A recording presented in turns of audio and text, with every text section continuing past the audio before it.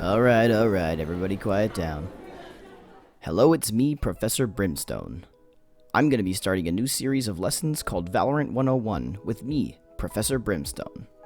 These lessons are going to be small and focus on one topic at a time. We'll start with roll call. Sage. Here. Okay. And Sova. Here. Perfect. Phoenix. Here. Okay. Molly. Oh. Guess Molly's not here today. Well, today's lesson is going to be covering muscle memory. So what is muscle memory?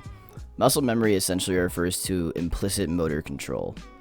The muscles themselves don't actually have memories, but through repetition of a task, you force the part of your brain responsible for motor control to move that thought of doing the task from short-term to long-term memory.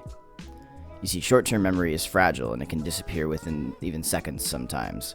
But long-term memory is more stable, it keeps things deep within the mind and makes them hard to forget.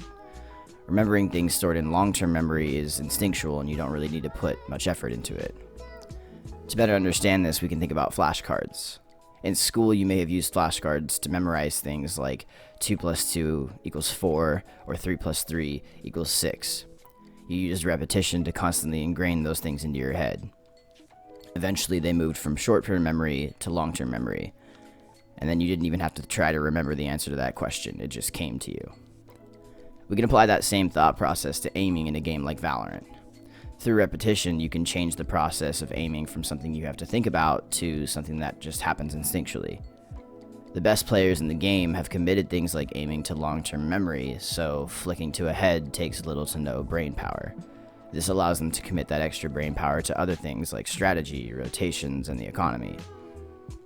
And so you're now probably wondering, Professor, how do we get to this point where aiming becomes a reflex? Well, like I said before, repetition. The issue with repetition is that it involves delayed gratification, and that means that you're not going to see results after just 10 minutes. You see, real muscle memory grows over a long period of time. The people that will become great at this game are the ones that are willing to put the work in. Now, something to note. Building muscle memory is most efficient when it's done in lots of smaller sessions rather than one big session. So it's better to practice maybe twice a day for 20 minutes spread out rather than 1 hour-long session. It's important to understand that the habits you practice also need to be good habits. Practicing bad habits over and over again will just make it that much harder to train the good habits. So your homework for this week is hop into the practice range for 20 minutes before you start playing. And for those 20 minutes, make sure you practice the same thing over and over again to build that repetition. And just make sure you're keeping up those good habits. That's going to be it for today's lesson. And remember, the bell doesn't dismiss you, I do. So get the fuck out of here! And his name is John C.